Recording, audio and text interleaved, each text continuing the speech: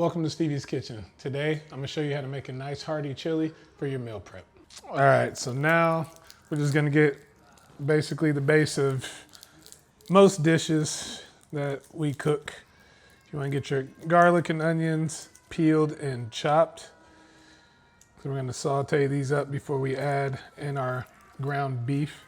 So right now I'm just pulling all of the skin off of the garlic. If you want to do it the shorter way, you can just smash the garlic with your knife.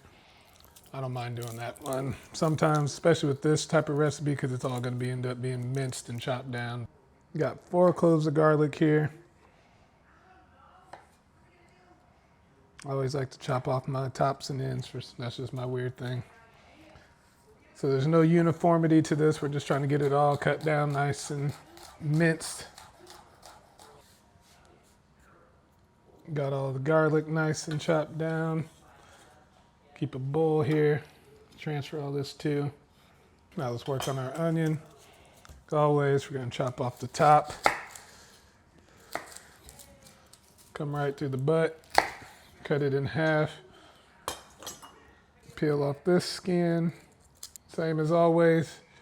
We're going to come down long ways. Once right through the middle. Now back across. Now that we got all of our onions nice and diced and ready to go, take these out, transfer them to our bowl so we can get started on browning our beef. So now let's get about a tablespoon, some room temp butter down in our pot. Once that is starting to melt, we're going to take our onion and garlic mixture, pour it into the pot. We're going to let this cook for about 2 to 3 minutes just so it kind of gets some of the flavors, get the onions and garlic to turn a little translucent.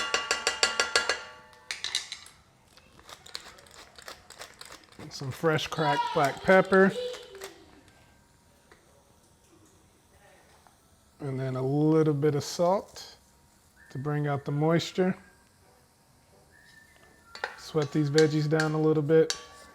You don't want to cook these veggies too high a heat because you don't want them to brown, so you avoid getting that kind of like bitterness when it comes. If you overcook them, we're just kind of getting them nice, low and slow, bring out the moisture, the flavor, and then we'll add in our beef here in probably another minute. So now that we got these going, got some of my fresh ground beef from G Farms. We're gonna go in with 2 pounds. Go in, get to breaking it up. So with this, we're just gonna keep letting it cook. Just keep chopping it up until this is some good ground beef and then it's fully browned all over. Could take anywhere between 7 to 8 minutes. So now that we have this being brown right now, we're going to take some tomato paste. We're going to put in about 2 teaspoons of tomato paste in to mix into our ground beef while it's still finishing up cooking. The fat is going to provide the liquid that's going to help it coat all this beef and cook into it. Now that we have our ground beef fully browned, we're going to get out 28-ounce can of crushed tomatoes.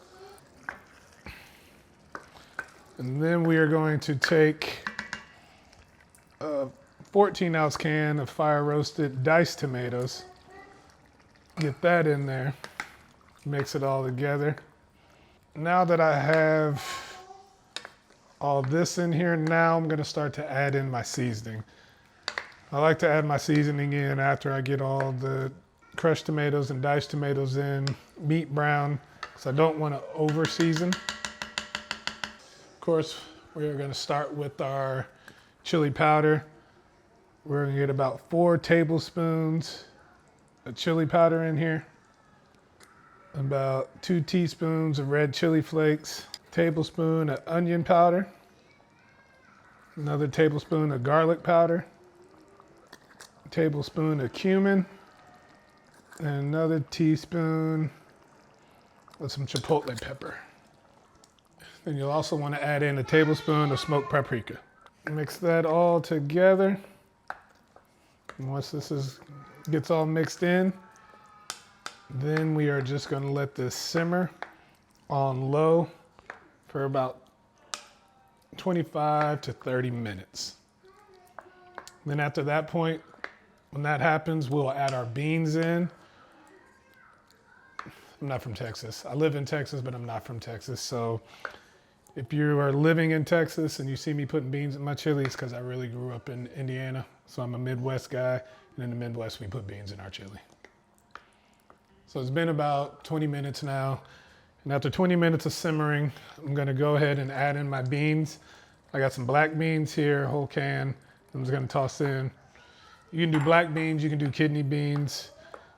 I usually do a mixture of both, but this time the pantry had black beans, so we're getting black beans.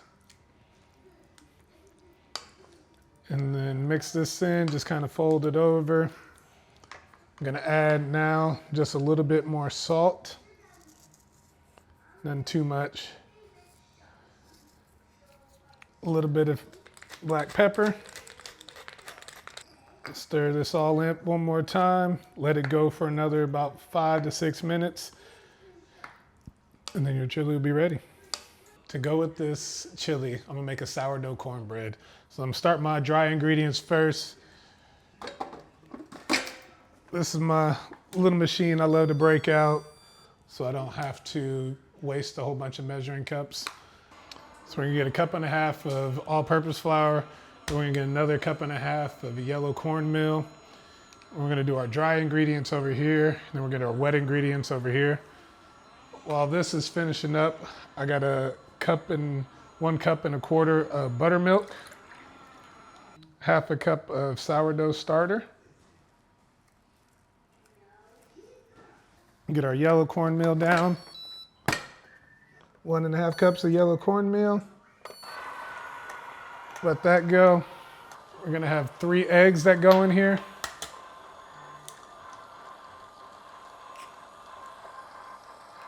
We got these eggs, sourdough starter, and milk in here, so I'm just gonna whisk this together right now. So we're gonna now add in half a cup of honey. We have 12 tablespoons of melted butter that has been cooled.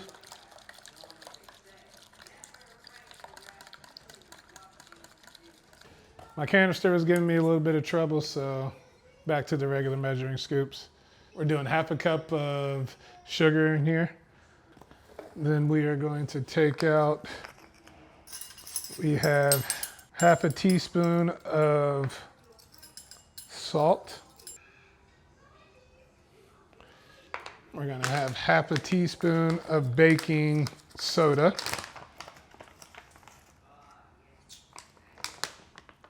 And then we're gonna have 1 full teaspoon of baking powder.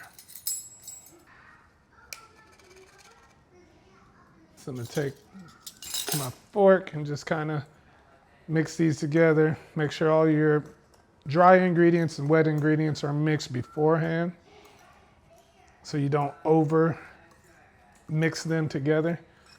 You want to still keep some air lightness to your cornbread. Now we're going to incorporate our wet ingredients. So now with this, I'm going to take my spatula and just kind of slowly fold it together. Mix it up enough to get all the dry spots out, but a little bit of lumpy cornbread won't be too bad for you. I'm gonna cook this in a cast iron skillet, and I put in 2 tablespoons of butter into my cast iron skillet and put it into my oven. The oven's already at 350, so I'm gonna put it in there for about 5 to 6 minutes so that butter will be nice, hot and warm. And when I pour this batter in, that hot butter is gonna kind of crisp the sides and even get on top a little bit and give it a little crunchier exterior and still soft in the middle. So now I got my cast iron out the oven, butter's melted in, so now we're just gonna scoop all this in. So now that we got this all in, smoothed out, so it's ready to go. It's gonna go back into the oven for another 20 minutes, and then you'll have some golden brown sourdough cornbread ready to go. Cornbread is done.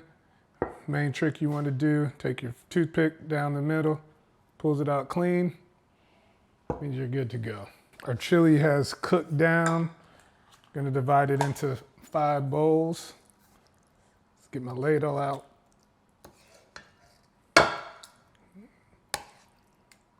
Just go ahead and cut a little piece of cornbread.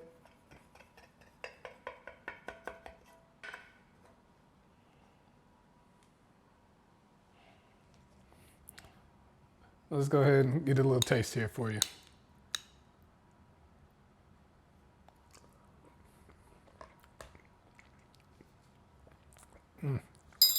Chili's cooked perfect.